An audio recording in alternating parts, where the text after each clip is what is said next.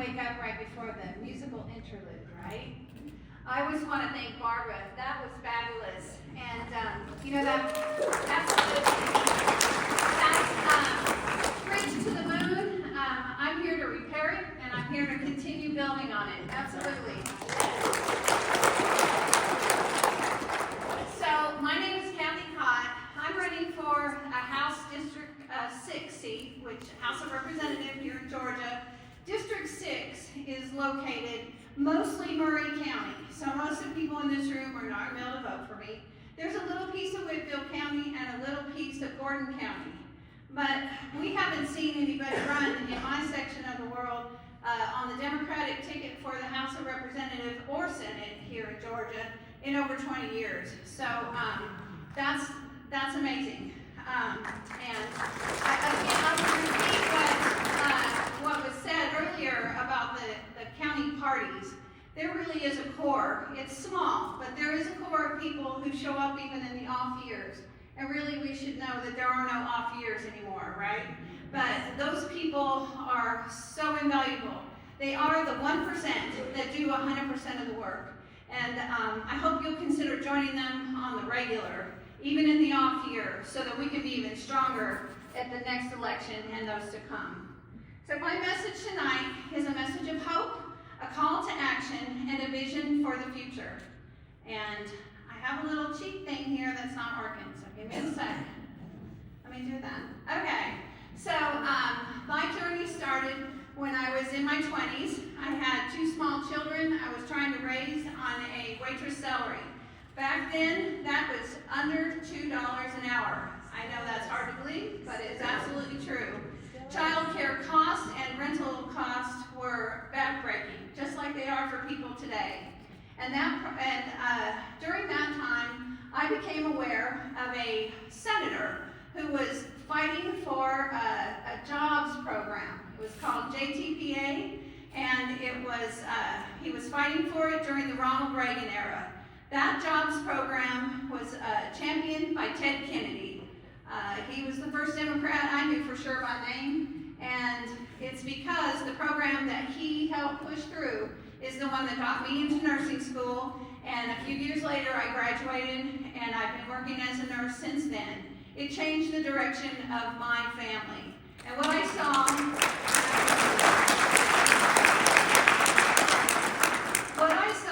was a person fighting for me. And I realized that maybe that was something that was worth having around in government, just people who would stand up and fight for us. So this Democrat believes that investing in education and health care and health maintenance, obviously, can change the world. It changed my world. It's changed the world of my family.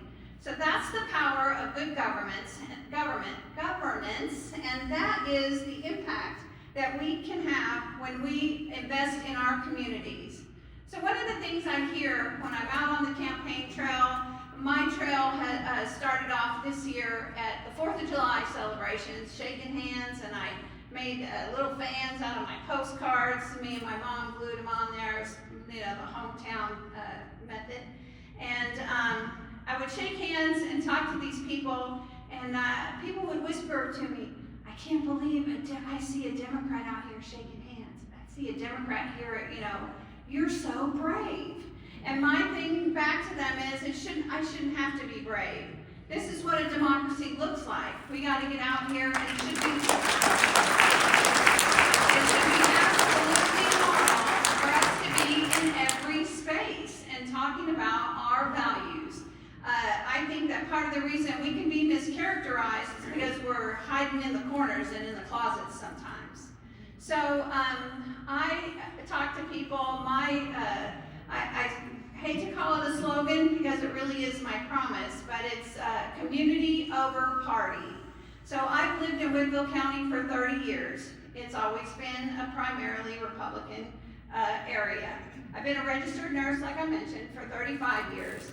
And I've seen firsthand the challenges that my community, like real people, face with lack of access to affordable insurance, lack of access to mental health care and facilities, crisis, but especially in crisis, and the need for us to fully fund education at every stage of life.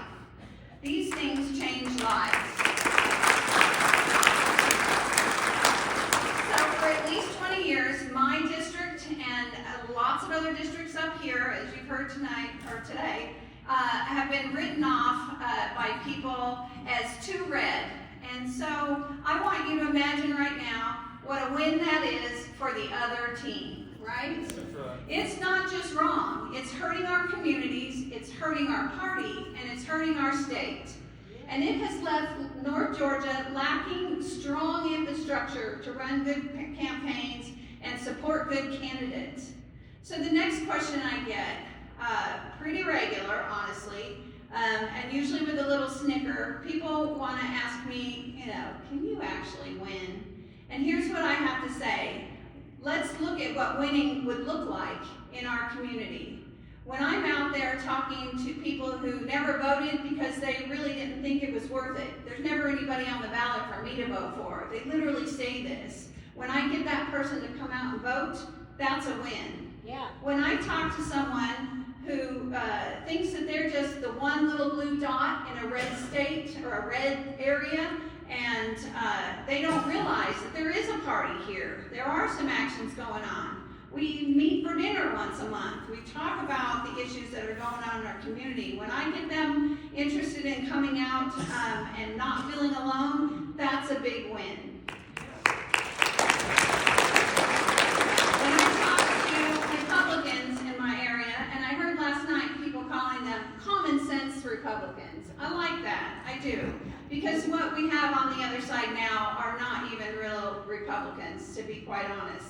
And I would welcome anyone with some common sense and want to see us move forward to think about engaging in conversations with people who might call themselves a Democrat. But when I have those kind of conversations, and I get those people, maybe they think twice about their votes, maybe they don't, but we're having the conversation. That's a big win, people, it's big. And the best one of all is when we get our incumbents and our legislators to know that we are here, they behave differently, and that's a huge win.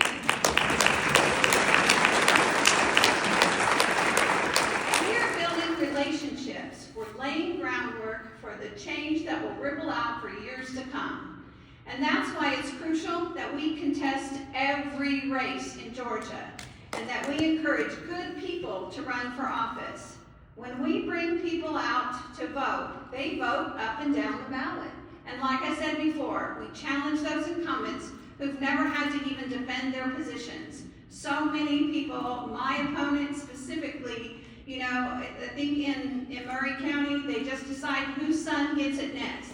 And they pass it over to him. He never has any kind of conflict with it. And no one ever questions anything that he votes for. And he doesn't pay any attention to the people. He has no office. He has a post office box and an Atlanta phone number. So, he's not interested in representing anything except for the, people who granted him that position.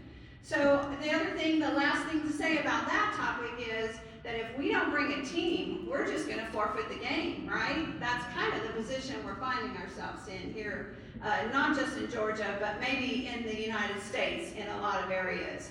So here's what I've promised is that I'm gonna run for another term. I'm going to be accessible as a candidate, as a representative, and as a leader. And I'm going to discuss the concerns of citizens regardless of their party. So I look at it just like I did in my nursing career. I never once asked somebody if they were a Democrat or Republican when they needed help. Never would have thought of it, and I still will not. This is what we need for our representation, and we haven't had it in a long time. It's time for us to find those candidates and support them. So that brings me to this. The next thing I'm doing while I'm doing all this other work is I've got my eye on you. I've got my eye on people who are interested and active. If you think that you might be able to do this, I would encourage you to look into it. So just ask yourself, maybe it could be me. I'll be there on your team. I'll connect you with education, financial support, boots on the ground support. financially. Literally, just over a year ago, I didn't know anything about how this was going to go or even how to do it. But there's people who will support you if you are willing to take on the adventure and you want to stand up for what you believe in and listen to people in your community. So that's how we're going to build a better future in Georgia, especially in North Georgia. So another time when I got a little bit closer to this adventure that I'm on now is the 2016 election. I bet you all had that feeling too. It was time maybe to look at what's going on. Because it felt like it was snatched right out from under us, doesn't it? It was pretty depressing. For me, when I get depressed, when I get sad or anxious, I know what I need to do is take some sort of action. I guess that's sort of the do something that we were talking about earlier that Michelle Obama talks about too. And Oprah, of course. But so that year, 2016, was when I started working the polls. I've been working elections since then until I became a candidate. I volunteered on political campaigns. And then in 2022, when the news came down that Roe was going to fall, that message was leaked to us, I got heartbroken again. This time I got angry. I was in the kitchen talking to my daughter about how angry I was at it. And I just turned to her and I said, "Why aren't you more of an activist?" Like it was her fault. And she looked back at me and said, "Why aren't you?" Yeah, so those words stuck with me. Our kids' words are powerful when they come back at us, right? So a few months later, I got this text message from a guy named Bob. It just said, "Hey, I'm Bob with the Democratic Party of Georgia, and I'm wondering if you're interested in running for a House of Representatives seat for District 6. Turns out your representative that you currently have is an election denier, and we need him to have an opponent." I started thinking, I don't know. I expressed to him all the doubts that I had and all that sort of stuff. But what that text message did in that moment, without saying so, it said, "We think you can do this." And I started to think maybe I could. So here's what I want to ask you. Are you ready to be part of the change? Are you ready to show every community in our state that they matter to us? And are you ready to encourage the next generation of leaders to step up and run? Because if you're ready, we need you to be the example. One of the things I heard when I was in nursing school, way back in my 20s, I had girlfriends who looked at me and said to themselves, "Well, by golly, if she can do it, I think I can do it." Yes. And I have today a whole, gaggle of girlfriends who are nurses because they saw that it was possible, because I helped them see how to get connected with JTPA, other programs that could help them through. And today, their lives are different too.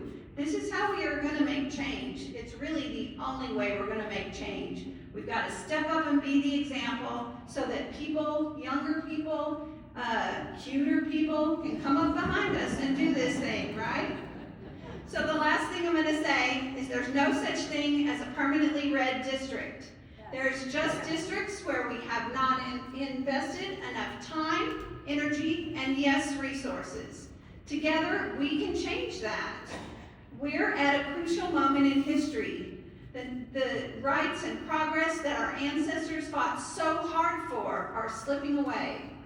I want to tell a story about 1973. I was 12 years old. And I remember clearly when Roe became law, and during that exact time, the Equal Rights Amendment was circulating around the United States, trying to get ratified state by state to become part of our Constitution, which, by the way, has still not happened.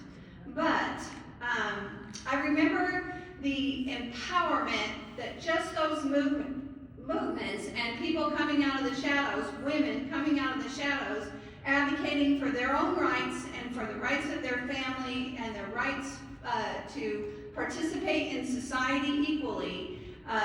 It was electric. My mom was soon able to buy a car without having a cosigner, and not too long later she bought a house without having a man to sign the loan with her.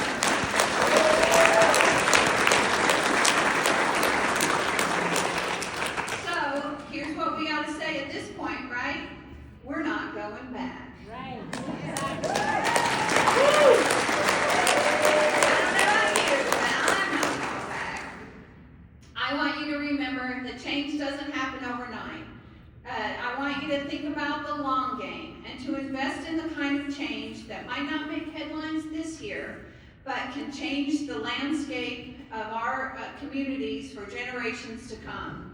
I'm asking you to look around in your workplace, in your community groups, and maybe even in the mirror, and ask yourself who else should be running for office. And then take the next step. Make that phone call. Send that text.